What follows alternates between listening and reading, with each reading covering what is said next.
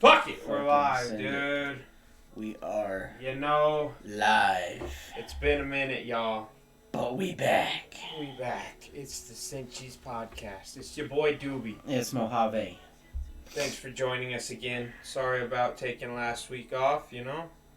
Sometimes you need little breaks. We both weren't in the best of mindsets last week, so I mean... Back on the reset. Yeah, so we thought that's what we would talk about today. We're going to get into good mindsets, bad mindsets. We're going to just talk about mental health a little bit. Some motivation, too. Yeah, see what's been going on. Yeah, we got a little bit rolling here today, so... It's been a rough week and a half, man. Yeah? I mean, how was your week and a half? 2 weeks, whatever. It hasn't been bad, honestly.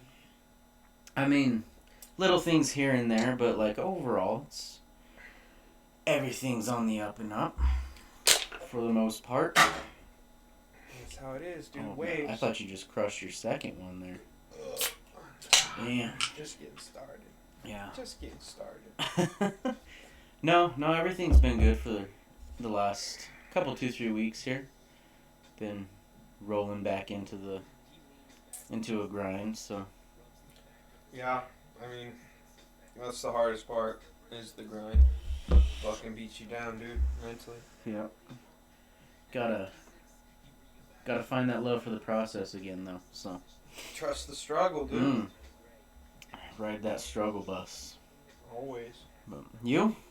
Huh. I mean, it was a pretty rough week for me. No. Like, the Thursday before we were going to podcast, we think we did legs.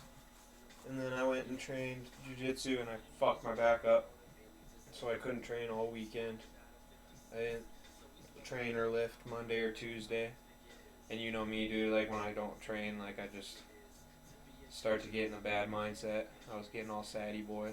You get like a cabin fever. Yeah, because you just chill. I'm either like sad or aggressive and angry. No in between. You were screaming at some League a couple days there, though. League always makes me fucking rage. League of Legends, for those of you who don't know, it's like the most toxic video game on the planet.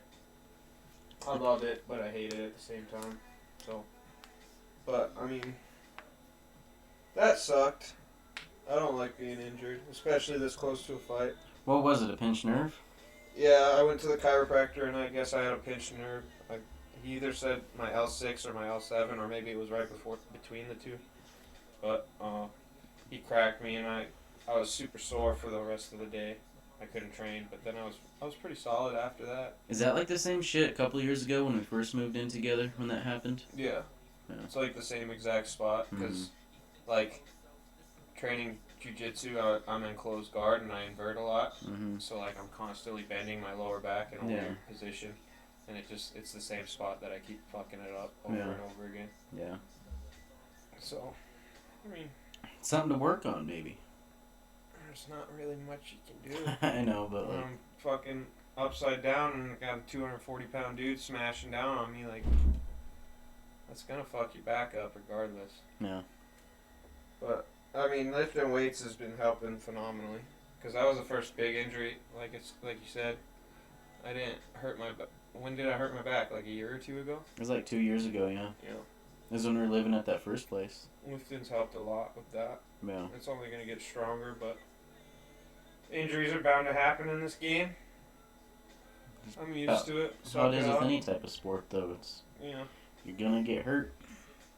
It's the name of the game. Violent sports are quite a bit rougher, though. Oh, yeah. Trust me, I got some shit from football that I know I'm never really gonna totally get past. So. Well, that's like me and my buddy Co that I train with. He's another coach at the gym, and we literally come in every day, and I'm like, "What hurts today, buddy?" And he's like, "You got some tape?" We just tape up all our shit and just keep training. No. Just gotta grow past it. Dude. Or live with it. 6 days a week of training. Usually 7 when I'm going hard. I've been definitely taking a rest day just because I got that fight coming up on the 29th. And so I've been lightening up a little bit. still lifting hard, still training hard, and then about 2 weeks out, I'm gonna cut back on my training, or not training, but lifting. And then pretty much like the week of, I'm gonna like very light roll and not lift at all. What weight they got you at? 55. What are you at? I'm like 58, dude. I'm on the money. I'm chilling, dude. Anybody can lose like 6 or 7 pounds of water weight like in a day or two. Sauna's back open at the gym. Yeah, bro. I'm just chilling, like trying to maintain my weight. I don't want to like try and cut early and get down to like 153 or something. I want to be right at 155 and then hopefully get up to like 160 overnight. Mm-hmm. But it's been good. Training's been going good. I feel good. Like, I've been coaching a lot more. Like, not rolling nearly as much during training. Mm-hmm. Just like watching, teaching the girls, and then like focusing on helping other people. And it's good eye openers to like get the outside view in. Mm-hmm. Whatever that fucking saying is. Mm-hmm. And then, so that's been like helping me see some stuff that I've been doing wrong.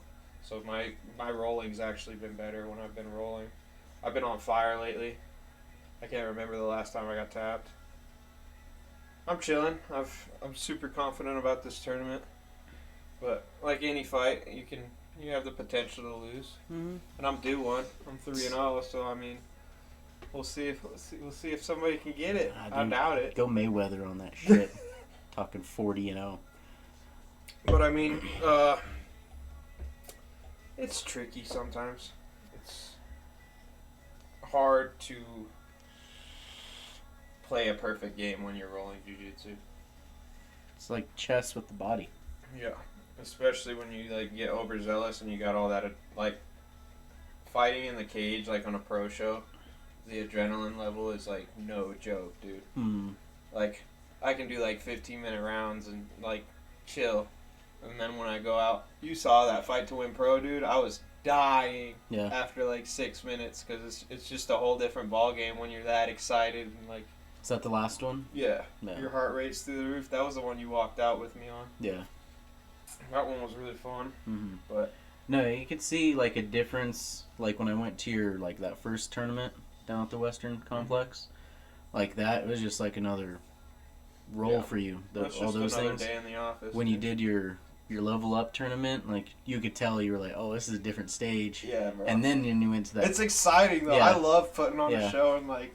That next pro fight, you could tell you like had a little bit of that experience, but you could see like your adrenaline was definitely up. And that's all it is, dude. Like, I used to be like that, just competing at normal local tournaments, and it's experience too. Yeah. Now I've just done it so much, like a local tournament, I don't even bat an eye at. It's just like rolling, like you said. Yeah. And that's I'll get to that level in pros, but yeah, it's definitely fucking nerve-wracking the first couple times you go out. Oh yeah. And I already sold 4 full tables to this fight. Bunch of dudes got GA tickets. Like I'm gonna have like 50 to 60 people there, hopefully. Yeah. So I'm excited to put on a show for everybody. Is this the same? Is it through Fight to Win? Or no, it's the same one that did the level up tournament. Okay. But this one's a 4-man purple belt bracket. The first round's in gi, so we're gonna have the 2-on-2 fight in gi, and then the finals, because I was the fucking main attraction of that, and he was like, he wanted me on that card so bad, and I was like, I want no gi, dude, and he's like, everybody else wants gi, bro, just do gi, and I was like, make the finals no gi, and he's like, give you 15 minutes, and then he messaged me back, he's like, alright, they agreed to no gi in the finals, and I was like, I'll fucking take it, dude. I was like, I'll see you in the finals. So that's dope. The finals is going to be no-gi. And you know me, dude. Are they doing 4 matches for, like, first place and, like, a third place one? I don't think, like, third place you're even going to have a match. So if I lose first round, it is what it is. Yeah, but, one and done. Yeah. Like, the first 2 matches are on the undercard, and then the main event or the finals of the tournament is going to be on the main card. So I'll be on the main card. Word. I'll be chilling. Dope. And you know me, my no-gi game is like 3 times better than my gi game. Yeah, you definitely prefer no-gi. I don't like gi at all, dude. gi's trash. People fucking stall and just hold sleeves and collars and shit. Mm-hmm. And I like that mobility, dude. You can't hold me down in no gi. Yeah.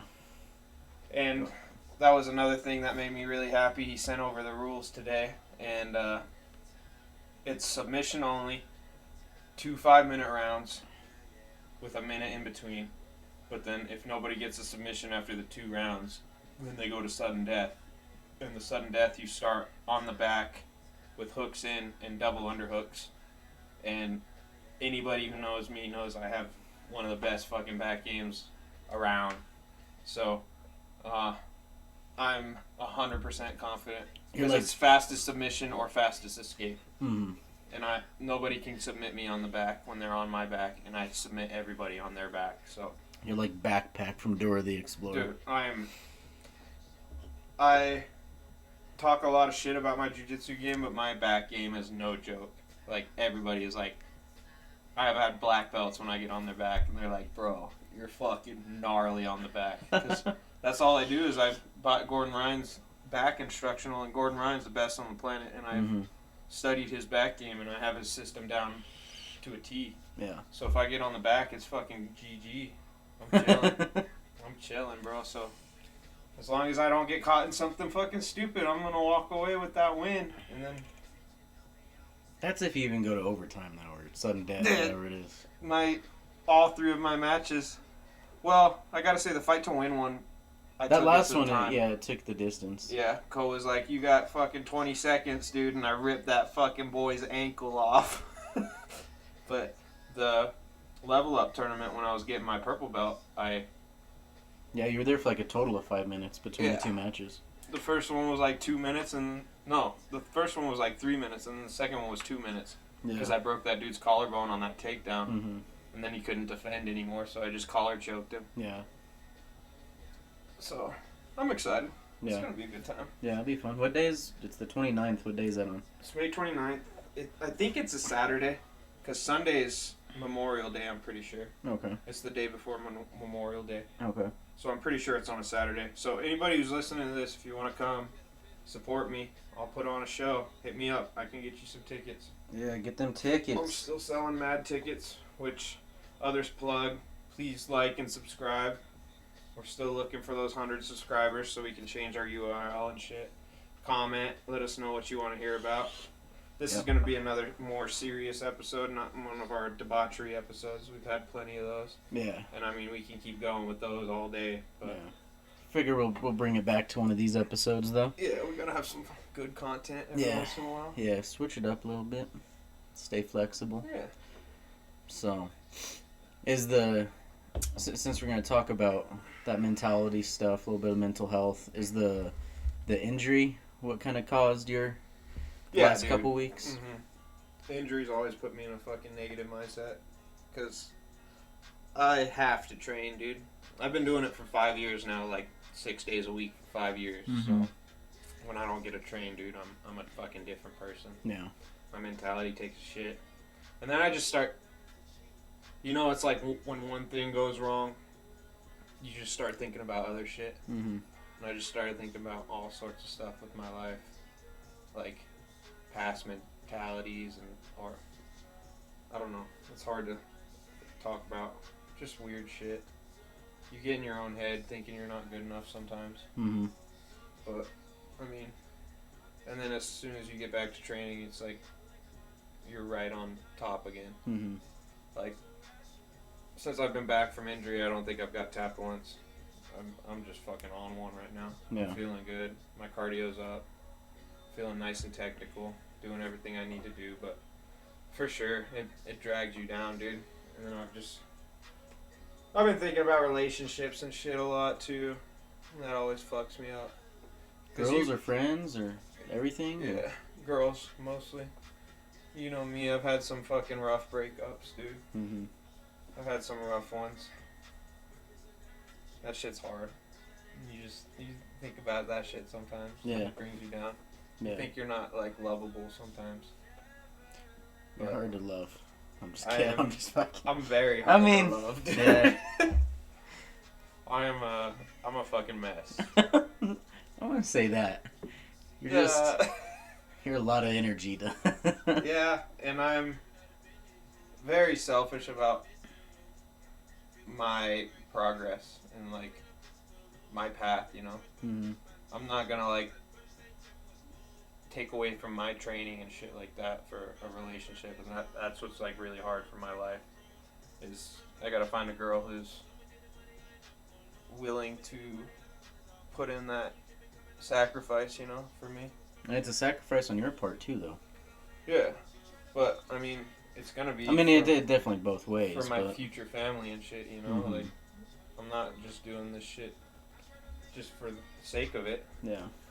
But that's another thing I've been thinking about a lot lately. Like, I like my pro career, and I think I'm gonna do great things in my pro career, but I'm not saying like I'm past my prime by any means. I still got a lot of good years ahead of me, but I started really thinking about like teaching those girls and coaching them, and I definitely want to open up my own academy and start like a badass competition team. Mm-hmm. Like, you know how John or Joe Rogan talks about John Danaher and shit like that. How yeah. That dude's just a fucking mastermind, like coach. He doesn't even roll. Mm-hmm.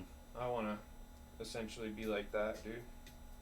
Like, I'm gonna get my success, but I want to make other people successful, because I know how to like raise people's mentalities and their mindsets and get that champion mindset. I can plant that seed into people's heads. Mm-hmm. Like Derek, for one. Mm-hmm. Derek was in a shitty fucking position when we started like lifting and. Yeah, when we got him on with those. Yeah. Yeah. And you could tell too, because like before we even moved in with him, he was like, I just need some people I need some friends around. Yeah, it wasn't even like lifting or anything. Yeah. He just wanted like friendship. Yeah. He just wanted somebody to be there for him. Yeah. So yeah. we started hanging out with him, and then. And he's a fucking workaholic too. Like yeah, that dude just. And then we got him to quit both his jobs and come to work with me, and now he's been working with me for 2-3 years now. Let's see. I mean, you guys worked together before, but it's been about 2 years almost. Yeah, we worked at Snooze before. That's how we met. It's been about 2 years that he's been at FedEx, I think. Mm-hmm. I think, this will be his 3rd year. Yeah. But damn, it's been that long already. He's totally just, like, flipped his life around, man. Mm-hmm. And he's our top driver. Yeah. He does over 250 stops a day almost. Like, yeah. Just badass shit. Yeah. I specifically tell them I want like 120 to 150 stops a day, because I need to get off by 4 so I can go teach my classes. Yeah. And then go lift and train. But Derek just puts in work, dude, and he still gets done before I do. Yeah. No, dude, he's a workaholic. He's one of like the hardest working dudes I've met, 'cause he just fucking doesn't stop, and he don't care either. He'll be like, I felt like shit, but I'm gonna get 3 hours of sleep tonight and get up in the morning and do it again. I'm like, fuck. He's a bad motherfucker. I bitch when I go to sleep, and I'm like, fuck, I'm only gonna get 7 hours of sleep. Dude, I need to start going to bed more. I've been staying up game until like fucking midnight or 1 almost every fucking night. I guess I lay there a lot now until it's fucking 10:15, 10:30 anyways, and I'll be in bed a lot earlier than that, and I'm just like, fuck. Yeah, 'cause I gotta get up. I get up at 5, you know. Mm-hmm. Fucking gotta be to work at 6. Oh yeah. So. But I mean, what? How's your mentality been these past couple weeks? The past couple weeks it's been all right. So this is my 4th week. Like, starting my 4th week, I've been on a diet now. Mm-hmm. And so a few weeks ago, I was just like in that. I mean, I was going to the gym consistently, which I wanted to start doing again. Mm-hmm. I took a few months off there from my last job, because that place kind of just fucking drove me into the dirt. Yeah. And then me and Derek both talked about that, dude. Yeah. Your mentality took a dive when you were going through all that shit at your past job. Yeah, that place is just fucking rough on everyone. But yeah, no, I was just, I was supposed to get off work at 5, but if I was off work at like 5:45 to 6, like it was like an early day for me. Mm-hmm. Like I was working till like 6:30 every day, 7 almost some days. And so I wasn't going to the gym, and then once I got fired from that job, started this job. Like, I like it more. I like the schedule way better. But then, like, a few weeks ago, it's just one of those things where every time I was in the bathroom, I just like look at myself in the mirror, and I'm just like, I'm not happy with how I look, you know? Yeah. And that's been like a big... You're never going to be happy with how you look. Yeah, I know. I still look at myself. Yeah, I know, but like, I mean, I've always struggled with fucking weight issues anyways, you know? Mm-hmm. And then I was like, finally one day, actually the day that I finally made the decision, I was just looking at myself in the mirror for like 5 or 10 minutes, and then I was just like sitting there laying in bed, just kind of like fucking worked up about it. And then we're going to the gym, and when I came home from work that day, I stopped at Wendy's, and I got a burger there, and I ate it, and I'm like, I don't feel good with myself after that. It was one of those things. I'm like, I just didn't. I still, like, me and Bisky went and did legs on Monday, I think it was, and I had 2 McDoubles, 2 hot and spicies, and a large fry. Yeah. I rolled in with the dad bod, dude. My gut was just pumped. Yeah. I got like a junior baconator or whatever it is, and then like some chicken nuggets with it, and I fucking devoured it when I got home. And I'm like, I'm not happy with myself that I just did that. Like, and I know I did it 100,000 times before, but I was just like, no, like this ain't cutting it for me. So when I went to the gym, like right before I went, I was like, I'm getting on a diet. Like, I'm just gonna start, not like something crazy, but I'm just gonna cut out all that shitty food. Like, I'm just gonna start watching what I eat. And then, like, if I'm just at the gym consistently, like, you know, progress will slowly start coming. So this is starting my 4th week now, where I've just been, I cut out, like, all that shitty fast food, like, fried food and stuff, like, sugary stuff, all that shit. Like, I never thought I'd be the person to fucking sit there, and I'm just like, alright, how many calories is in this, what type of fat, how much sugar's in it, you know? Like, I do that with... That's your first alcoholic beverage. Yeah, this is my first one in, like, 3 weeks, I think. I started that diet, and then I had one on that next podcast, and that was the last one that I've had since... I mean, I've had, like, a couple swigs of, like, a beer that they got from some brewery or whatever, just to taste it. But, like, for a full beverage, yeah, this is the first one I've had in, like, almost a month. And so like, I'm gonna try to keep that up. I cut out, like, all the pops. I've had 1 pop in the last month. And that was with one of my cheat meals, as I call it. And I've had that's 2. One that was like pretty easy for me to cut. Yeah, I drink soda and I'm like, this is fucking syrup. Dude. Yeah, like, this isn't good. I've done it before. Like, I've cut out pop a few times before. Like, the longest I went before without drinking soda was like 9 months when I was in high school or something. Yeah. Yeah. So like, that's not a big deal for me. But it's just like, yeah, eating clean. So I'm like, I've been a lot of chicken and veggies. Like, steak and veggies. You've been doing good. Yeah. So I'm like, I'm really trying. I've only had like 2 what I consider cheat meals in the last... You lost a good amount? I was at 8 pounds this morning that I've lost. Yeah. But not even that, dude. Like, how's your energy levels been? They've been good, but what's funny is today, so you remember that shit that I got before, that fucking... it was almost like that SARMs that you had. It was like that kind of growth hormone shit from when we were working out hard. I was like, alright, let me try taking that again. And I forgot how much that shit fucked with me in the morning. Oh, yeah, it makes you starving, dude. Yeah, dude. So, like, I took, like, it says to take 1 in the morning, 1 in the evening. So I'm like, I think I might just only do the evening one. Yeah, take them right before you go to bed. Yeah. So I took one right before we went and lifted. And then I'll take one tomorrow evening. But, like, I took one this morning, and I got to work, and for, like, an hour, I was like, I'm fucking starving. Like, I feel like shit. I'm dragging ass. Yeah, dude. So, like, I take, like, that Oikos 000 yogurt for, like, a snack. And, like, when our first break came around, I fucking hucked that down. You should throw that shit away, dude. Why? Low-fat yogurt. So, that's one of the biggest myths for, like, healthy food is low-fat yogurt. There's only 2 things that come in yogurt, is fats and sugars. And when you're eating low-fat yogurt, you're essentially just eating, like, the milk sugars. There's no sugars in it, though. Those Oikos? Yeah, that's what I'm saying, is those low-fat sugars or low-fat yogurts are not good for you at all. You should be eating whole-fat yogurts, because fat increases your metabolism, and that's what's going to make you eat or get leaner and burn muscle, or burn fat, you know? Because you need fat to burn fat, is what people don't understand. I think I got plenty of that for the moment. I'm just saying, dog. That's why I eat whole fat yogurt. Like, I find the highest fat content out of, like, any yogurt when I go to, like, Sprouts and shit. No sugars. Like, speaking of burning fat, it's hotter than the devil's dick in here. it's always hot as Fucking fucking Christ. I don't know why my room gets so hot.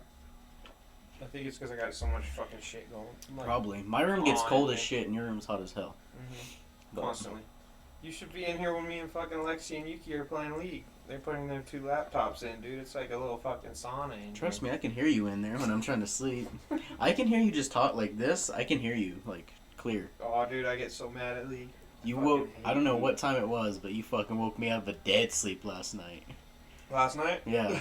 Like, you and Lexi, like, were fucking cracking up about something, and you were like, holy fuck! And I was fucking like, holy shit! Oh, it's because me and Lexi, like, dove a guy top lane, and then, like, I killed the guy, but then there was, like, one little minion. It's just like Smite, you know, the minions in the lanes. There was one minion, like, on my ass, dude, and I had, like, 3 HP left, and he was just, like, fucking chasing me down the whole way, and he was, like, literally right fucking behind me, and I was just like, like, trying to get away from this little minion, because if he would have hit me one more time, I would have died. And Lexi was fucking crying laughing. Yeah, I, like, heard you guys cracking up, but I was like, god damn it. Fucking, I about rolled out of bed. Scared the shit out of me. But, Sinchies. yeah, no, like, that's the whole reason I really started that diet. I'm gonna, like, try to stick with it I'm gonna stick. I'm not gonna try. I'm gonna stick with it. I'm gonna send you that book on Audible. That one you should really read. It's the Marcus Aubrey, or Aubrey Marcus, the dude who created On It. Mm-hmm. He has a book called Own the Day. It's really good. It's all about, like, mentality and, like, changing everything and, like, what to eat, all sorts of, like, just to be your best self, like, every single day. Yeah. And he has, like, really good information on there. It's a fucking dope-ass book. I think it'd really help you with your diet and stuff. Yeah. So, yeah, that whole thing... Like, I try to have 0 sugars, like, in the morning when I leave for work. Because, like, when you have any sugars, you crash by noon. Yeah. You hit that fucking drop at noon. So you want to only have, like, high fats, very little carbs. Yeah. And that's one thing I've noticed now, though, like, throughout the day, though, like, I can maintain my energy level. Yeah, like, dude. I feel better. And that shit's going to be even better. Like, when I have, like, a whole avocado in the morning, I'll just put, like, some, like, sea salt on an avocado and just eat an avocado in the morning. Like, I can go till, like, 4 o'clock until I'm, like, kind of starting to drag ass. Right. Yeah, no, but I've been feeling good. Yeah, just cutting out a bunch of that shit, so I'm like, just stick with it. That's all it is, dude. Yeah. Baby steps. Yeah. Yeah, so, like, even my parents, so I went and visited them this last weekend, hang out with them, and kind of made them eat my diet with me. Which, like, it wasn't crazy, you know. We had fucking steak the first night with veggies, and then I made grilled chicken the next, and then we had, like, asparagus with it. But when I got back on Sunday, like, we went to the gym, and my dad called me because they came up here too, right after I got here. And he's like, hey, what are you doing? I'm like, fuck, you doing squats right now. And he was like, oh, we're going to Hooters. I just wanted to see if you want to come. I was like, fuck you and Hooters. And that was like the thing I was telling him. I'm like, it's not the stuff that I am eating. Like, I can do that fine, but it's the stuff I really want to eat. I'm like, fuck. Oh, yeah. Like, I've had a couple of days where I'm like, I want to pig out on, like, chips and go get some fucking McDonald's. You know my diet's trash, bro. Yeah. I have the worst diet on the planet. I just fucking, like, run packages all day and then go train for 3 hours so I like, burn that shit off. But, yeah, like, there was one day I got here and I'm like trying to look for like some shit that I had to eat. I'm like, alright, what can I do that's alright? And I look over and you're just eating a whole thing of Oreos. It's like, dude, I don't give a fuck. I'll come home and I'll like look in the freezer and be like, 15 taquitos? Yeah. Yeah. Yesterday I thought about like those taquitos or like the burritos in there that we had, and I was like looking at the back, the nutrition. I'm like, fuck, I can't eat these. They're terrible, dude. And you know me, I microwave those Totino's pizzas because they take too long to cook in the oven. So I'll microwave them and then I'll roll them into a burrito, dude. And I'll just eat the fucking pizza burrito. That's another thing. Like when we started, I'm like, oh, it'd be so easy to have one of those pizzas right now. Chicken nuggies, chocolate milk, dude. My diet is trash. Yeah, no, but I'm sticking with it. I'm gonna do it.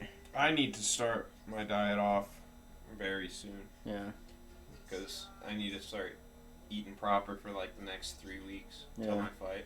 Yeah. Chicken, rice, eggs, veggies. Yeah. That's another thing. I need to add a few things. I gotta go to the store tomorrow and get some more shit. But. I'm gonna go on this weekend when I get paid. Yeah. Start eating healthy again. Yeah. It's only for a few weeks, then I can go back to my Gary Tonin diet. Dude, Gary Tonin is one of the best jiu-jitsu guys on the planet, and he eats absolutely trash food. Like, he eats Five Guys, like, every day. I was listening, another thing that kind of got me, like, the gears rolling with it. I was listening to this podcast, and, like, anyone that knows me, like, since I've been super young, I've been into wrestling, WWE and shit. So I was listening to this one podcast, and this guy came back, like, out of retirement. He was, like, retired for, like, 9-10 years or something because of, like, concussion problems. And there's another dude that came back from the same thing. He went through the whole testing again, and doctor's like, you're cleared, like, you're good now. And, like, this guy was, like, kind of behind the scenes, went and did it all again, like, did it multiple times of testing just to make sure. And they're like, you can come back and do this again. Like, you're at no greater risk now than you were at the beginning of your career. It's like, a lot of it towards the end was, like, your mindset. They're like, when you went out, were you thinking about having concussions? He's like, yeah, all the time. And they're like, that's kind of why. Like, you just kept thinking about it, and it kept happening. Like, if you just go out there, like, confident in yourself, no fear, like, you can do this. That's anything in life, dude. Yeah. So then, like, he was like, all right, so first step, he got cleared. He's like, next, he's like, I need to get in shape. So one of his buddies, like, that they were, like, partners throughout their career. Like, he just came back, too, like, 2 years before that from, he had, like, neck issues, though. And he got cleared with all that. But he got in, like, super good shape. And so he called him up, and he got the nutritionist number, which it's Chris Cavallini. He does that, like, nutrition solutions. It's like a meal plan thing. You can go online and order it. I was looking at that. I'm like, it's kind of expensive. But I guess You should look at that Clean Eats, dude. Yeah. That shit I used to be ordering. Yeah, I was thinking about that too, like something quick. But you can order bulk, dude. You can order like 30 days worth. Just throw that shit all in our freezer. Yeah, I was thinking about doing that. But I guess he said he, like, called that dude up and was like, yo, like, this is where I'm at. This is where I want to be. And the guy's like, all right, you're starting your diet now. And he was like, right after I hung up the phone, he's like, I drove by a Five Guys, and he was like, let me get this out of the way real fast. That's me every time. Yeah, seriously. But, yeah. But no, now, like, but kind of... That's a good thing to talk about, though, is mentality. Like, when you think about shit, the universe hears it. Mm-hmm. You don't have to speak it into the universe. Yeah. When you fucking think shit in your head, yeah, the universe will conform it around you. That's why I tell myself I'm the best fucking jiu-jitsu guy on the planet. Mm-hmm. And, like, I just keep getting better and better. It's because I have such, like, stupid belief in myself. People, like, didn't believe me when I started doing jiu-jitsu. Yeah. And then, like, just over the course of 5 years, dude, I'm, like, I'm one of the best purple belts in the state. Yeah.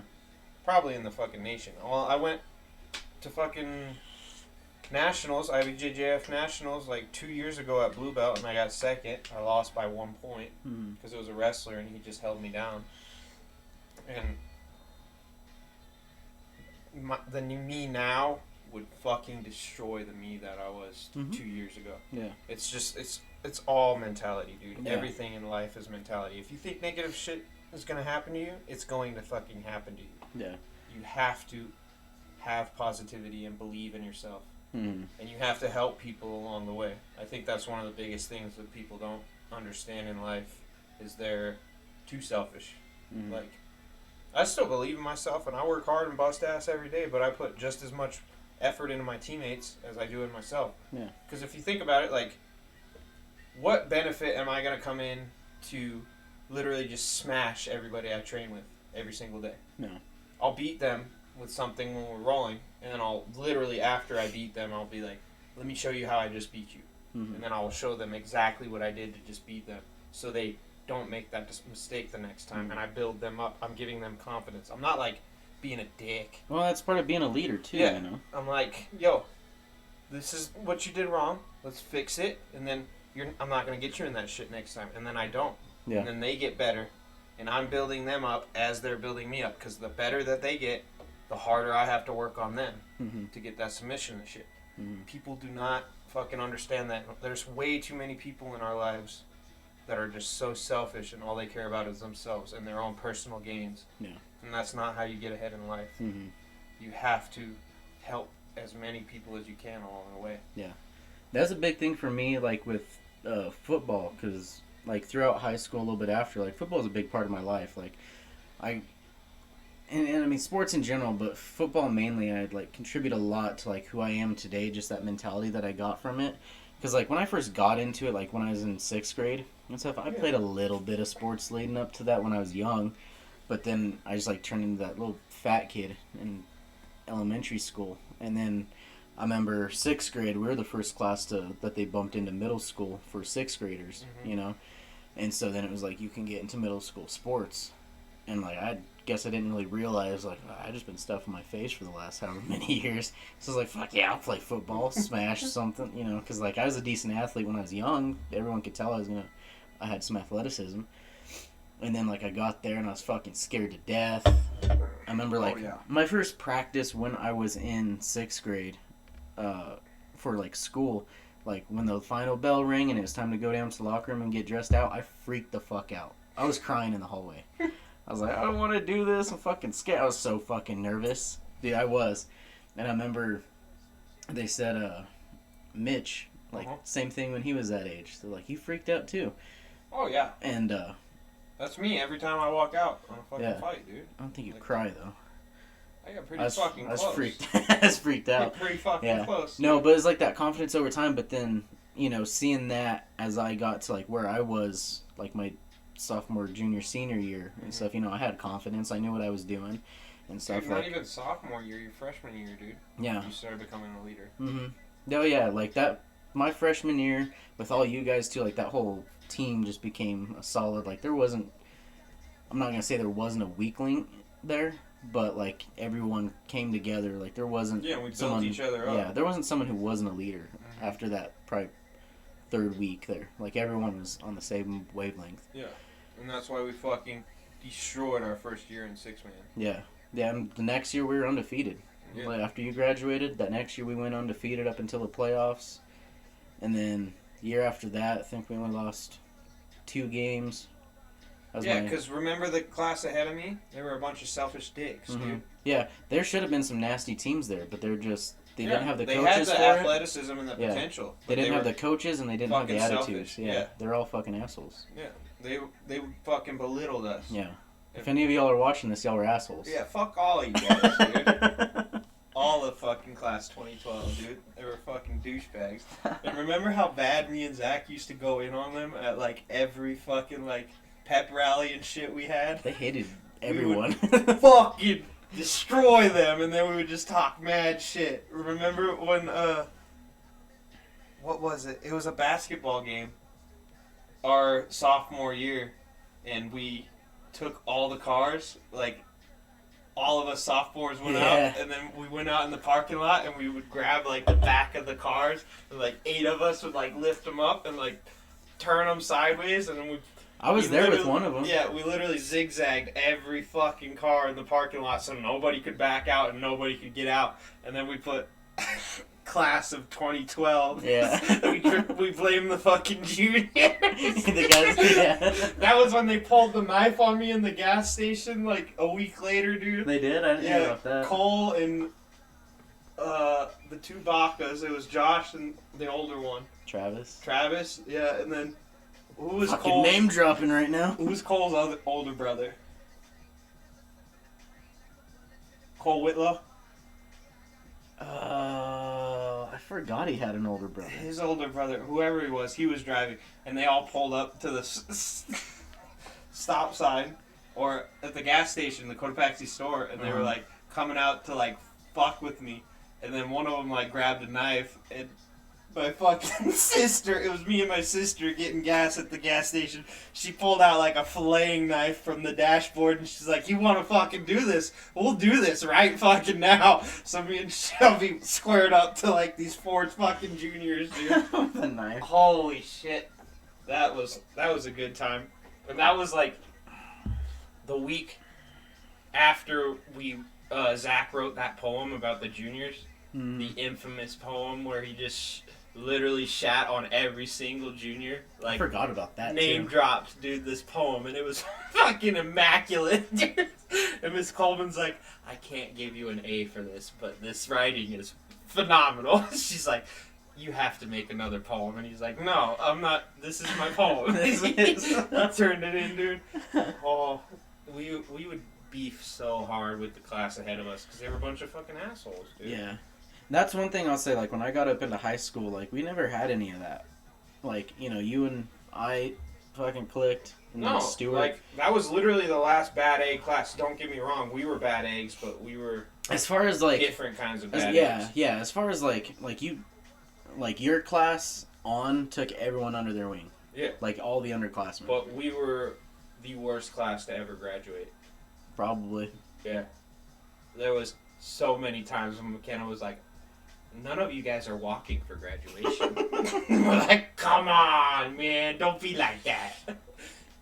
Yeah. I've literally had, like, almost every teacher from Cotopaxi be like, you guys were the single-handed worst class of ever Cotopaxi history.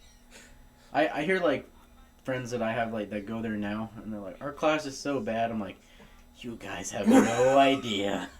Dude, remember when we went on our senior trip? Yeah. And I got everybody to strip down into their fucking skivvies and we were swimming in that fucking fountain, dude.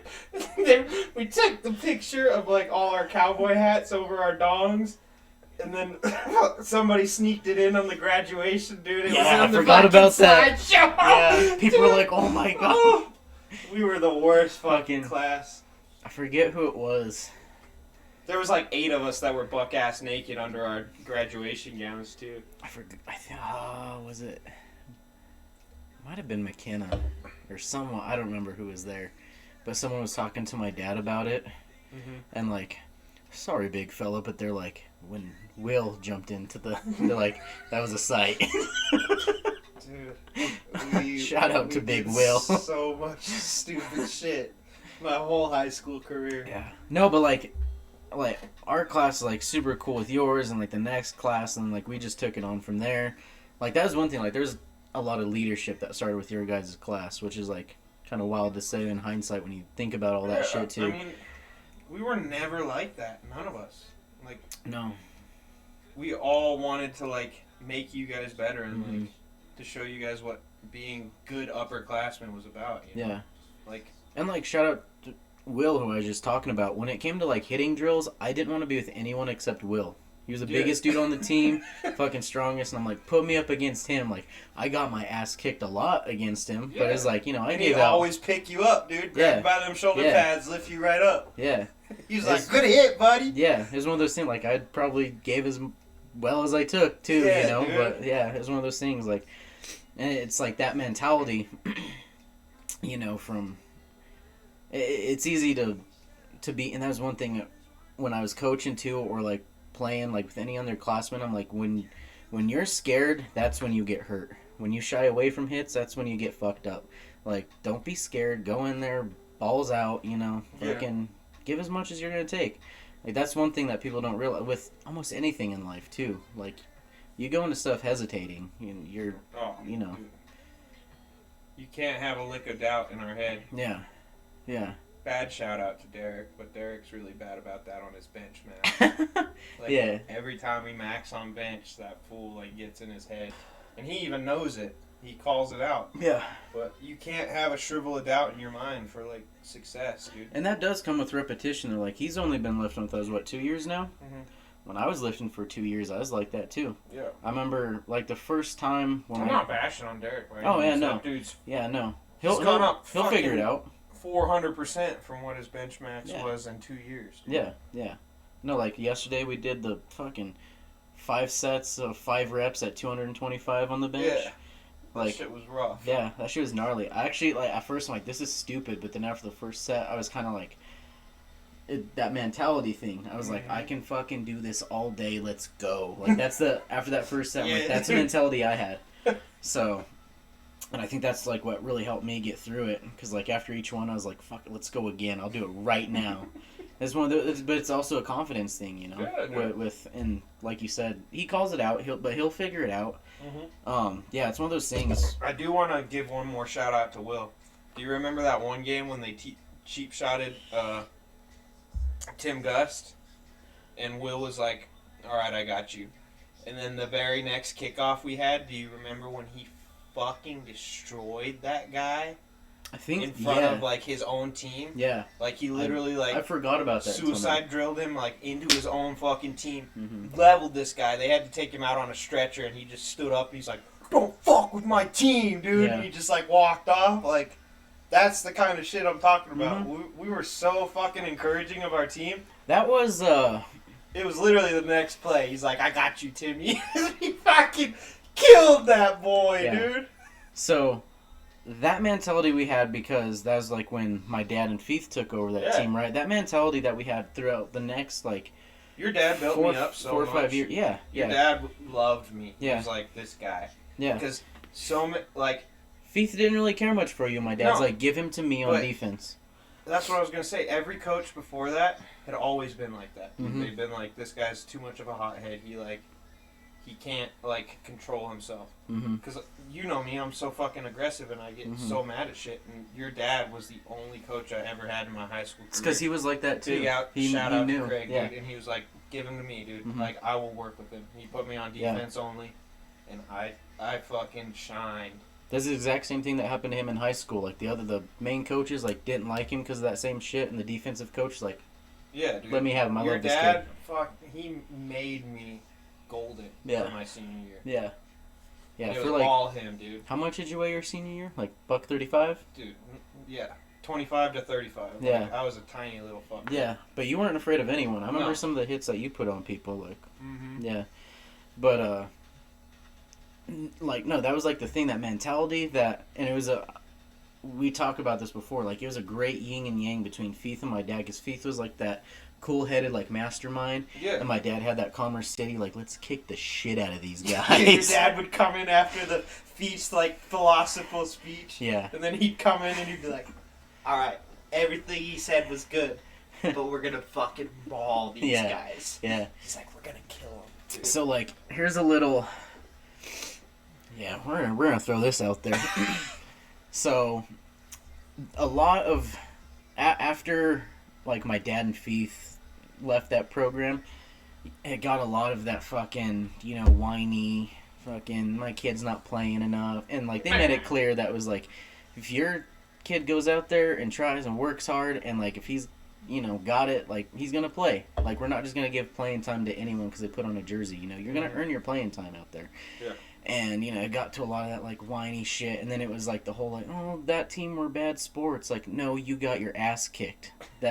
Don't talk about, you know, bad sportsmanship when you get fucking the score ran up on you, you know. I've been on both ends of that. I've had my ass kicked by, like, 50, 60 points in a game, and we were never like, oh, those guys were bad sports. We might have been like, those teams are dicks, but Jesus Christ, did they put our dicks in the dirt. Remember Ardelia? You know? Yeah. The first time we played them, dude? Yeah. And we scored the most points on them, and it was still 80 to 35. Yeah, we got them in the first round of the playoffs. That's super shitty. Yeah, they fucked us with that just because we're a new team in that We were new to the whole 6-man. Yeah. And we scored more on them than they did in the championship game, dude. Mm-hmm. And I just remember, that was another mentality. And they scored they scored more on that team than they scored on us, too. Yeah. That was another mentality thing, dude. We went out there and we saw those boys and we were like, these are fucking high schoolers, dude? Yeah, they look like college kids playing a 6-man game, dude. Those fuckers were, They were fucking massive, dude. Yeah. And I remember the very first play of the game, that little black kicker, he kicked the ball off, and he fucking teed Zach off. Zach caught the ball and literally fucking just leveled him, dude. Yeah. Like, he was down the field before the ball even fucking made it to Zach. Zach caught and just got leveled, and we were all just like, what the fuck? Yeah. What made him kind of respect him though was when Zach took that kickoff back on him. Yeah, Zach was the only person in the entire season that ran a kickoff on him. Yeah. And Zach was like, honestly, dude, I was just scared to death. He just ran for my fucking life. That was so much of Zach's mentality. They was just like, fuck it, we're gonna try this. Dude, Zach's a freak of nature, man. Yeah. That boy, does he still have the interception record? Mm-hmm. Yeah. Yeah. I'm pretty sure. Yeah. He beat me by one fucking interception, that son of a bitch. I was so fucking mad. Me and him both broke the old record, but it was the game before Idalia, whoever we played. Flagler. That was it. They were like green and orange, right? Black and orange? Black and orange. Yeah. Yeah. He, fucking got an interception on that game and sealed it, and I was so fucking mad. Which, like, a weird full circle thing I always think about was, like, our initial season in 6-man, we beat Flagler to get into that game. My senior year, Flagler beat us going into the playoffs, and it was kind of like a fuck. We were, like, going in, we're like, man, this is, like, you know, we're going to do it again. Like that, you know, we had that mentality, and it was, like, they beat us by, it was, like, 15, 20 points, which, like, sounds like a lot, but it was, like, one of those, they just got a couple ahead, and then it was back and forth for the rest of the game. People who don't, like, understand 6-man don't understand how high the score gets. Oh, yeah, dude. The score's in the 70s and 80s. Yeah, you just heard that Idalia game. It was 80-35, that game. Yeah. That shit was fucking insane. They scored on our first 2 offensive plays. Do you remember that? Yeah. Yeah. Yeah, because Mitch was scared to death. Yeah, another fucking mentality thing. I mean, they had the last 2, like, state MVPs coming off the edge at him, and he was like, fuck! No, I remember that. Like, it was, like, third quarter when they got sick of the line, remember? And they put me on the fucking line? Because Craig was like, fuck it, dude. Dylan's aggressive. Just put him on the line. Like, he's not scared to fight these guys. Yeah. And I remember I got on the same side as that big motherfucker, the huge dude, bro. And he fucking leveled me. Might have been the quarterback. Yeah. He leveled me, bro. And I remember him just picking me up by the shoulder pads and, like, completely putting me on my feet. And then he, like, patted the top of my helmet. He was like, good hit, buddy. And just, like, ran past me. I was like, what the fuck just happened, dude? I got in at the end of that game at nose guard up against that fucking bear of a center that they had. Yeah, dude. And I remember, like... That boy was, like, 285. He was at least fucking, like, 6'5". At least, massive, yeah. dude. He looked like a college center. And I remember I was like, I'm going to come out of this stance so fucking hard when he snaps this ball. And he snapped it and just fucking, like, slapped the back of my helmet, like, sidestepped me, and I just ate shit. And he legit turned around, like, slapped me on the helmet. He's like, nice play, and, like, took off and, like, smeared someone. Yeah, so cool, dude. Yeah, I was like, fuck, these guys are the most politest. I was half concussed when that dude picked me up and just put me on my feet. Good hit, buddy. And just, like, ran past me. Yeah. I was like, oh my god, we are out of our fucking level now. Oh, fuck. Alright, I want to tell this story, like what we were kind of going around about us having each other's backs and shit. Oh, yeah. What I was saying. So, that mentality that my dad brought to the team. Mm-hmm. We were playing, my junior year, we're playing Hanover, which Hanover split from, do you remember, who was that fucking team? The first team that beat us, the only team really that beat us during the regular season. That they're white and green. Fuck. Hanover. I know who you're talking about. It was like the second or third game of the season. Yeah, right? That was the only loss we had. In the regular season, yeah. And then the second half, we outscored them, though. We kicked the shit, but they just scored so much the first half. But it was that team. I'll never forget Feith raging in that. Yeah, so because of that, because you remember how many kids they had on that sideline? Mm-hmm. They were 2 schools combined. That's why. So that next year, I do remember that. That next year they split. So there was Hanover and whatever the fuck that team. I don't know why I can't remember it now. It was that team in Hanover is what combined. So they split them up because they had so many kids. My junior year we were playing Hanover, and let's see, my sophomore year we played that same team. Sinchies. We played that same team that beat us. Is before they split up, and they had this kid, Hotop was his last name, and they had him yeah, he was just like, he was just a little bit taller than me, like not a big kid, but he was just like strong, just naturally strong. Like Doug Troutman yeah, strong? Yeah, he was a lot like Doug. but he just didn't have that instinct like Doug did, you know. But he played a lot like him, and he was at nose guard. Me and him just battled, but my sophomore year he kicked my ass that game, and we beat him that game. Is because we had Allen at running back that year. Allen took it a 79-yard touchdown at the end. Nice. And that's what beat him. The next year we beat him too, and like I'd basically trained that whole off season for this kid. And that next year, like, I got the better. They ended up moving him off a nose guard because he wasn't doing shit against me to like an outside linebacker. And I was like, this game's fucking over. He's not doing shit from over there. Mm-hmm. The next year is when they really were split, and Hanover was a better team. And they had this kid who was their quarterback, but he's also their middle linebacker. And me and him, he was a big kid too. He played a little bit of college ball, I think. And me and him just train wrecked each other the whole game, just fucking head to head. But they had this running back, this little redheaded ginger kid, who the whole year they're like, oh yeah, he's really good and stuff. They beat some shitty teams and he had some good games against them.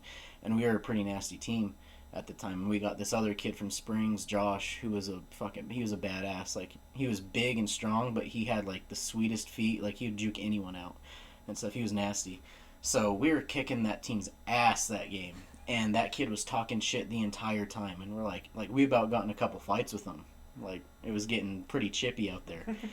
And the end score was 45-2. Oh. And the only reason they scored that safety on us is because one of them ripped my fucking helmet off. And when you have your helmet ripped off, you have to sit out a play. And we were backed up against the goal line. So we had to put in our backup center. And he fumbled the snap and they got it in the end zone. It was the only reason they scored on us. But at the end of that game, that kid was still talking shit. He was like pushing, like going in late on hits and stuff. And we're out there like pissed, and my dad comes into the huddle, and he's like, this kid, I don't want him finishing the fucking game. That next series, they took him out on a stretcher in the ambulance. I love Craig. And so what happened, they gave it, I think I was out there for the play too. They gave it to him up the middle, and our fucking ends came in, like Denver hit him and like stopped him. Someone else came in, stood him up. Someone else came in low on him and like basically like started wrapping him back like over his leg. And then it was like a dog pile. Stewart jumped in on top of the dog pile, and I was like, fuck this kid. And I jumped in on top of Stewart, and it was like bodies like this high, and you could just hear the kid screaming on the bottom of the pile. And I remember Stewart like looked up at me like out of the corner of his eye, and he was like looking at me, and he's like, I think we just snapped his leg. I'm like, I think we did too, because like it was nasty. We like rolled off, and he's like flapping around and shit, like his legs like flopping around. They had to bring the ambulance out, which they took one of their kids out from middle school on an ambulance too. He snapped his arm in the middle school game, but that kid was flopping around, so we were just all sitting there like kneeled down in our huddle, and my dad came out and he's like, that's what the fuck I'm talking about. But like, I've told that story to like some people now that are in Cotopaxi, and they're like, oh my god, you guys would really do that? And we're like, we fucking won, okay? Like, we were winners, you know? Like, we weren't a dirty team. Like, that was one of the like very few times where we like purposely were like, you fuck put yourself this kid. in that situation, yeah, it's gonna happen. Yeah, and we're like, you know, fucking respect is earned, not given. Mm-hmm. You know, it was one of those things, that mentality that we had. And yeah, that little cocky little shit fucking was coming to him. And we about got in a fight with him in basketball that year. Like, we about had a full-on bench player. Did Stewart ever get faster? I remember that fool was built like a brick shit house, and he was the slowest motherfucker on our team, dude. Shout out to Stewart. You would beat him in a fucking 40-yard dash, dude. Dude, if my legs weren't so small, definitely. Like, he just had the stride. He was so fucking slow.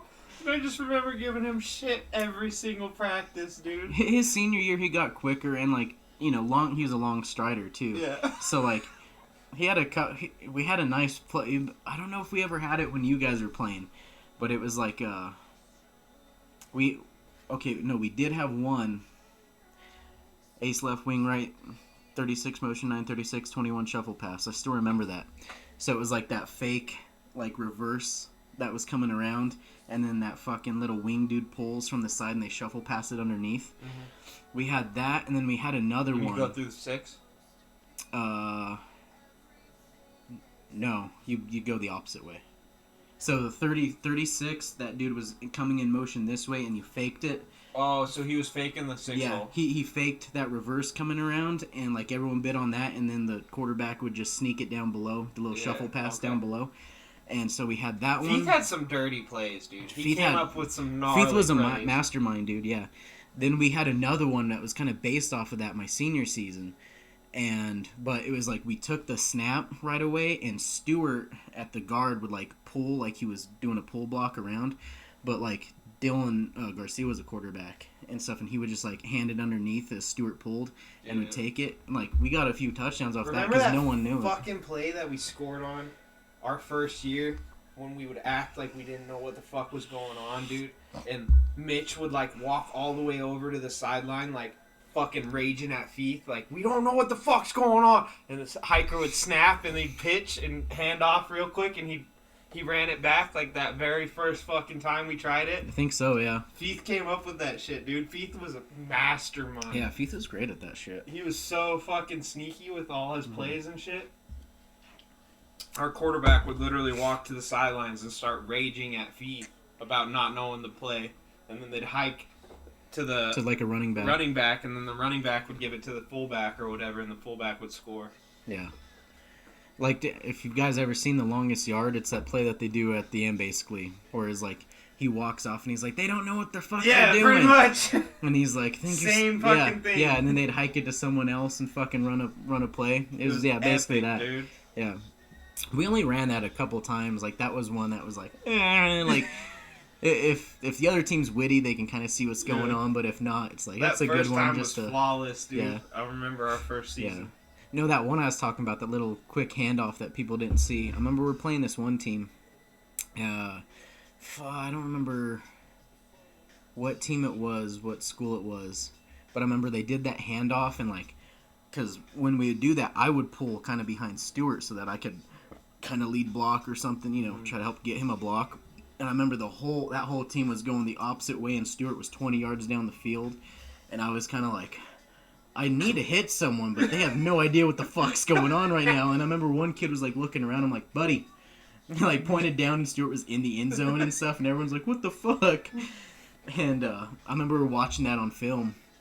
And my dad was like, and my dad, you know how hard he was on me. And like, you didn't see the years after that. The next year, my sophomore year, he was like, it was the first year I started. So he was super hard on me. Like, there were some times I was like, I fucking hate going to practice and shit. Yeah, dude. But you know, in the end, it was all worth it. But I remember we were watching that, and he's like, Marcus, you need to hit someone. I'm like, bro, they had no idea what was going on. I would have got a fucking block in the back call because they were all on the opposite side. And he was like, yeah, I guess we just did run that one perfect. Like, that was a perfect play. You couldn't call that one any better.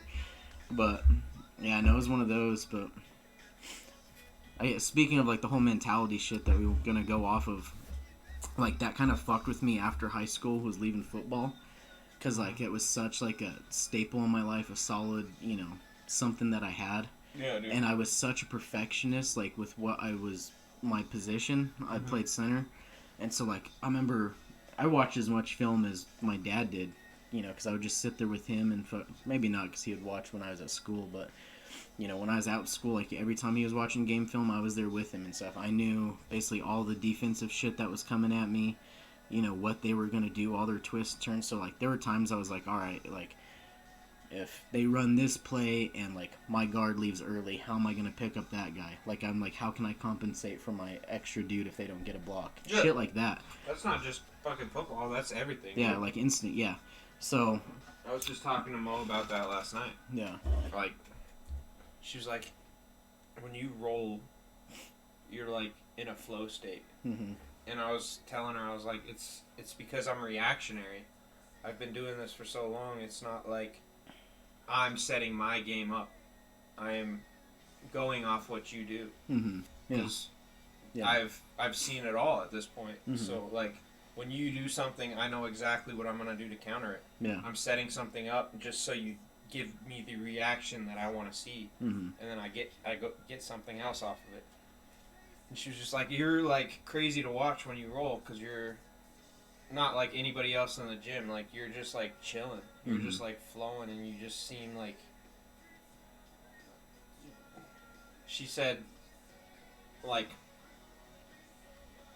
Have you seen Ultra Instinct on like Dragon Ball Super? Mm-hmm. When he like hits that like level to where like you can't even hit him. He's just like sitting there like that's what she was essentially it's like everything's saying. slowed down for you. Yeah, dude. Like I can see so far like 3 or 4 steps ahead of what you're thinking that like it looks like I'm not even trying, and she's like, that shit's like cool to watch because you're not even fucking trying, and you're just like mauling these people because it's just all about reactionary, and that's just like fucking effort, dude. Putting that shit over and over and over again, trial and error, figuring out what works, what doesn't. Yeah. So I fully like understand what you're talking about. Yeah. I remember Stuart and I actually got like, I think it was like the second game in our senior year. Me and him were on like such a wavelength that like towards the end of games we were like, we knew what drive we were about to win this game on, and then it got to where like we knew what play we were about to score to win it on. And I remember the first one we were playing Deer Trail, and we called this, it was like a, kind of like a pitch to the outside, but I remember like going into that drive, Dylan Garcia was like kind of nervous, and no, that was the game before when we were playing Primero. He got kind of nervous, and we're like, we're winning this fucking game on this drive. Like they're only calling run plays behind me and Stuart. Like just hand that ball off, and we're gonna take it to the fucking end zone, and we did. And then the next game, so it was a third game, we same kind of position. Like he came out and we're like, we're winning it on this drive. And then there was one play where it was like a little 36, little pitch to our running back. And I remember like as we were walking up to the ball, I told Stuart, I'm like, you hook that end on your side, I'm going to go out and get that outside linebacker, and then Alex is going to run by me for the touchdown. And he was like, yeah, I know, we got this. I remember I snapped the ball, I looked, Stuart hooked that in perfectly, I got out there right on that linebacker, and then I looked in like slow motion, Alex is running by me into the end zone. I was like, fucking A. We did that on like I miss that shit about team 3 sports. games, I really do. So then like after football and stuff, because like I coached a little bit too, and it was like my dad told me like, you're gonna have a hard time with some of this shit, especially like coaching center, because like I had like, and I had never fucking really hyped myself up what I was in football, but like, because I'm always just like so humble about it, but like I had such instincts. Yeah, I had like such instincts. Fuck. That like some of the centers, I'm like, I could have told you exactly what they were going to do when they were walking up to the ball, and like you fucking let both the people by you. You know, I'm like, at least get someone. So like I would try to like, all right, this is what I would look for on this play. Like watch this, and then react this way if they do it and stuff. And it was like, you know, they couldn't pick it up, and I'm like, how do I explain this? And then like it's hard coaching, dude. It is. Coaching's a different ball game. Yeah, and like there were some that it would be like, all right, I'm gonna work like little ways up. Like I kind of had to learn to like it's all baby steps. Take it back and like, all right, this is what you should look for first. You know, kind of work the way up. So then it doesn't click to a lot of people like it clicks to you. Yeah. So then like now translate that to the real world. Like I can handle my shit, but then it's like fucking other people around you. Like it's not, you know, when you're at work, it's not like they say it's a team. You know, everyone's fucking individual at work though and stuff. So like going into the real world and then kind of losing the friends, you know, you just kind of grow apart from friends that you have and stuff. Like when you're on your own, I was kind of like, fuck, like this is totally new to me. That was like when I first went into my little fucking depression. It was like, damn, you become the little fish in the big pond. Yeah, you start all over again. So you got to work up. You know, I had a couple of those moments and stuff. So like now it's like, you know, starting to find your niche and shit. You gotta find that mentality of like that's the hardest part is teaching the girls the vision. Like when I'm coaching them, like the reactionary shit that I was talking about. I was like, when you get technical now, you know they're gonna turn away from you. So start sitting to your left hip or your right hip, whatever it may be. Get the back, roll into that back position, and set up your back control. Shit like that. Like you don't really see it until you've like experienced it so much that it's just like second nature, dude. That reactionary shit where you're just flow state.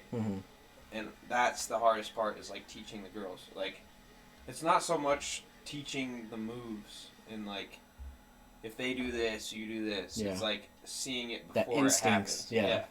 Like you know when you go for your technical mount, they're gonna turn on their side and they're gonna start pushing on your leg. already be setting up that back take, that back control. Yeah. Get your shit set up. And that's the hard part. Like, I fully understand what you're talking about with coaching, because when they don't have that experience, they don't see it. They don't see what's, like, coming. Yeah, and I could tell it with you, like, the few times that, like, you taught me some shit and stuff, like, and I'm not gonna say fucking, oh yeah, I know exactly what you're saying, you know, when it comes to setting up shit, but I know what you're, you know, you can see ahead, and I could tell, like, when you were showing me stuff, I'm like, this is what he's seeing, and this is how he's, you know, it was very similar to, like, my stuff with football, you know, I can see, you know, what's about to happen, and this is how I'm gonna react to it. Before it even fucking happens, Yeah. just by, like, their mannerisms, like, what they're doing. Yeah, so I can tell, like, you and I had that same, you know, instincts with two different things, so, like, yeah, it's one of those things, yeah, it's very hard to, like, I mean, and you got that, you know, so it's like, that's fucking awesome that you have jiu-jitsu as your outlet and stuff. Yeah, dude. Nothing's clicked to me like jiu-jitsu ever in my life. Yeah. And that's one thing, like, yeah, since high school and shit, like, I've struggled with is, like, finding that little, like... You'll find it. Something, and, like, I am. And, like, I know music's, like, a real big, you know, it's still one of my passions and shit, so it's, like, a little bit different, but at the same time, open it's, up like... your own little school of rock, dude. Teach some drumming lessons in the basement. I've thought about that, There's but... nothing to fucking stop you. Yeah. Yeah. But I really want to get in, like, a band or something, which, you know, I have different contacts, and it's so fucking hard to get people to... You can never pull the trigger. Musicians are such a different breed of fucking people. No, I feel you. I feel you. It's cool to see, like, evolution happen, though. Like, even... Not even just the girls, but, like, the adults that I train with. Because there's a couple of them, like... Ellery's a fucking savage, dude. Yeah. Ellery's so fucking phenomenal and creative. Me and him just feed off of each other, dude. Yeah. He comes up with shit on the fly in the head, and I'm like, how did you fucking just think of that, dude? And he'll explain to me, and I'm like, okay, I see where your head's at. Like, he's gonna be fucking great, dude. And he's a phenomenal striker. He wrestled in high school, so he's just a savage, dude. He's going to be just one of those well-rounded fighters. And I'm a specialist. Like, all I do is jiu-jitsu. Yeah. So... That's one interesting thing to see, though, like, with, like, MMA, but then, like, jiu-jitsu, too, is, like, how you said before, everyone has, like, their different styles and stuff. And it's, like, you know, some people you see, like, they're just, like, super aggressive, and they're, like, they strength-based. Other people, like, fucking you, and I'm sure Ellery are, like, very... you know, reactionary to stuff. Dude. And, like, yeah, I feel like you're, and now since we've been lifting, too, like, you're just like a sponge, like, absorbing kind of, like, every element that you can. Oh, yeah. It's like, I could tell before, you know, you're a lot more that reactionary, didn't use your strength, and now, like, you can, you know. And yeah, I'm like poker face when I roll. I just, like, sit there, I'm just chill, dude, just hanging out until you fuck up. Yeah. And I'm just waiting for you to make that one fucking mistake, and I'm going to capitalize on it every single time. And that's what I'm trying to get, like, the people that I've been fucking training and coaching, and I want to get them to that level, dude. But, like I said earlier, it's like, I'm making you better so I can get better. Yeah. It's not, we're helping each other, dude. You can't be selfish with shit like this. Yeah. Like, I want everybody on our team to just be fucking animals, dude. I want us, because I'm the captain of the competition team, so I want us, like, when we roll in, dude, I want everybody to be like, yo, that's the Doobie Death Squad. Like, they're rolling in. They're going to fuck triple gold, like, every fucking event. Like, every weight class. Anybody who's in the fucking Ludwig martial arts, like, they're going to win. Yeah. And that's the point that I want to get to. Because, like, my own success is not nearly as important to myself anymore as it is, like, my team's success. I want to just build up a fucking great team, dude. Yeah. To where people, like, see us coming into competitions and they're like, these boys about to win everything, dude. Yeah, that's all part of being a leader again, you know. I love it, man. That's why, like, I love, like, working out with you guys, and I love, like, when new people are there, like Jake starting to live with us too. Like, I love working on, like, with Jake with this stuff, dude. You know. It's fun, man. Yeah, like, that's one thing too that I really want to. I don't like belittling people and making people go down. Yeah. I like building people up. Yeah. I like telling people to come in and be like, yo, I'm the shit. Yeah. I know I'm the shit. Yeah. And I like telling people, like, come lift with us and stuff. And I hate the whole, like, I can't lift as much as you. Like, no shit, that's not what I expect, you know? Mm-hmm. You know, I always tell people, it's fucking not about how much you can lift. I just want the effort. I want you to learn. Fucking just better yourself. And that's, like, one thing, too, that, like, why I really want to start being super consistent, like, staying in there in the gym, you know? It's because, like, it fucking helps everyone out, you know? Yeah. Like, I loved when you started working out with me. Like, for when it got me off my ass and back in the gym again. Mm-hmm. And then, like, when Derek came along, too. I love it. Like, when the girls come and lift with us. Oh, yeah. Like, I know, like, I kind of try to leave that, you know, because you're still their coach and everything, and, like, you're taking them under your wing. But I like to help them out, too. Like, the little things that, like, you don't pick up on, I can come in and step in with. That's what I told them that same shit when we started lifting. I was like, Marcus is my lifting coach. Mm-hmm. So I was like, anything he says goes. No. Like, because you know more about lifting than I do. Yeah. And you've helped me so much on my path. Like, I'm fucking thankful that you are a part of those girls' training, dude. Mm-hmm. Yeah. They're gonna be world champs. All three of them. Those girls are savages. They keep up with it, dude. They're fucking phenomenal. That's how Ava leveled up today? Is that what? Yeah, that was cool. Yeah, dude, it was dope. So, it was Natalia and Ava wanted to do, or they got their belt tests, and Ava was like, I want you, Dylan. She wanted to roll with me because it was me and Sensei Sam, and she's like, I know you're not gonna like take it easy on me because most of our belt testing is like we throw the punch and you get the takedown. It's very like coordinated. Right. And I was like, I'm gonna fucking maul you for 5 minutes, Ava. And she's like, I want you. I was just fucking beating her ass, dude, until she. That's good. She would and she earned that belt. She really did, and it's fucking cool to see those girls. And I feel like a mini John Danaher. Like, I put so much time in those girls, dude. I will sit there and I will just fucking watch them roll. Mm-hmm. I don't even roll myself when we're doing up, down, outs. I'll just sit there and I'm just like studying what the girls are doing. And I'm like, how can I make these girls better? Because, like I said, dude, my success is going to come. Mm-hmm. I'm not worried about my success because I built that mentality in my head. It's going to fucking happen. Like, I'm not even worried about this pro fight. I'm probably going to sweep it. It's just another thing. You win some, you lose some. If I lose, I'm not going to be... Because that's another thing. I got so many of my students coming to watch this fight. So, like, I got to be gracious if I lose, dude. I'm not going to fucking rage out like I used to. Mm-hmm. Like, I have to be humble. But I'm not worried about it. But I want those kids to get to that level. Yeah. I want them to have that fucking confidence that, like, when they roll into the tournament, they're going to fucking sweep. Yeah. Like, triple golds. It's not a fucking thing. It's just another day in the office. Yeah. And it's cool to see their progression, dude. Mm-hmm. They're the only fucking 12-year-olds I know training in fucking adult classes against fucking savages, because our gym is not like other gyms. Yeah. Quality jiu-jitsu. Everybody goes fucking hard. It's cool to watch them fucking maul people. I'm still not letting them roll with white belts just because they have the potential to, like, injure people, you know? Yeah.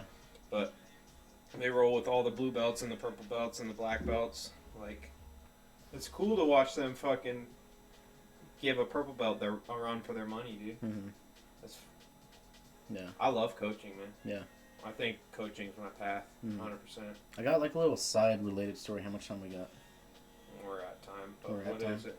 So, I'll kind of make this quick, but like how you were saying, like just another day with your shit, you know, with like this tournament and everything. And we could probably get into this in another episode, like when it comes to that mentality shit. But I've been watching, like just a bunch of kind of different podcasts, like some motivational shit, like mentality stuff. But I was watching this guy was interviewing this SEAL, Rob O'Neill. He's the dude that shot Osama bin Laden. Was the one that killed him. And like they're talking about like all the fucking the medals he had is like incredible, but the other he's been on like over 400 combat missions. He's the one who did that. He was there when he got Marcus Luttrell from Lone Survivor. That whole operation. He was one of the dudes on the evac, the rescue mission. Oh shit. That Captain Phillips and stuff. He was like the first dude on that ship. Damn. And stuff like it's crazy shit. But he was talking about, like, they had him talking about the Osama bin Laden raid and stuff, and they're like, you know, were you guys nervous about that shit? Like, you're going on probably, like, the biggest mission, like, in modern history and stuff like that. And he was like, you know, when you first hear about it, it's kind of like, oh, wow, like, we're doing this. He's like, but then it's like, no, it's just another mission. He's like, we're going to show up, fuck with some people, and get out of there. Like, we've done this hundreds of times before. Yeah. And that dude was like, fuck. Like, that's awesome. And stuff. But, like, yeah, you know, like, that mentality shit. It's that's like, all it is, dude. Yeah. People get too worked up about what could go wrong. Mm-hmm. You got to be like, what could go right? Yeah. And that's what he was, like, saying with that shit. Because he was like, every time they went into a mission, they had the perfect plan. He's like, never went that way. And stuff. So he was talking about, like, that whole mission. He's like, nothing went as to plan. Like, everything was freestyling when we got there. He's like, but there was, like, shit. Like, they went to blow open a door and stuff. Like, fucking demoed this door down, and it was a fake. And they, like, blew into a brick wall, and they're like, fuck, we just fucked up, like, this is bad. He's like, nah, this is good, because if this is a fake door, he's fucking in there. Like, they're prepared for this shit. Like, he's in there, we got him. You know, shit like that. So it's like, you know, that mentality shit, it's, like, real cool. Like, we can get into another episode, too, because, like, I'd like to do this again, like, kind of. Shit's crazy, man. You gotta have that belief in yourself. Mm-hmm. You can't have a shed of doubt in your mind. Yeah. Like when I say I'm ready to lose, or like I'll accept it when I lose, it's because it's fighting, dude. Like, it's bound to happen. I'm not gonna stay fucking undefeated forever. It's eventually gonna happen. There's only one thing that's undefeated: Father Time. My guy. My God. I heard that saying before. I'm like, that's fucking great. Like, it's so true, you know? Yeah. But, no, fuck it. While you can, fucking, you know. I'm chilling, dude. Yeah. I'm having fun. You're early in your career, baby. You're just starting. My prime's not for 5 years, dude. Yeah. But, I mean, on that note, this has been an excellent podcast. This is fun, yeah. We gotta cut it because it won't upload. Yeah. If we go too much longer, so, I mean... Thanks for coming. Thanks for listening. Oof. I appreciate y'all. Please like and subscribe. Comment. Be a friend. Tell a friend about it. Yeah. Sinchies to the moon. Sinchies to the moon. We want more people listening to this podcast. Yeah. Each and every episode. Everyone fucking... If you like this, fucking share it on your social medias and shit. Tell your friends about it. Like, if you like it, let other people know. They'll like it too, hopefully. We'll get down on it. We got more serious topics to talk about, obviously. Yeah, I definitely want to continue this one, but... Got a lot more debauchery to talk about, too, so we got plenty of content. Trying to get a few more guests on here. I got one that I'm trying to get on, so... We're still trying to get Derek and fucking Lexi and Yuki on here. I got one who, like, he's supposed to be dipping out of town, so I'm like, let's go, buddy. Let's get this shit. We'll get it set up. Yeah. Yep. But, on another note, don't forget... Since she's getting a beer, get me one. 2 drinks in the water. Let's it's go. Your boy Doobie. It's Mojave. Have a good night, y'all. Side guns.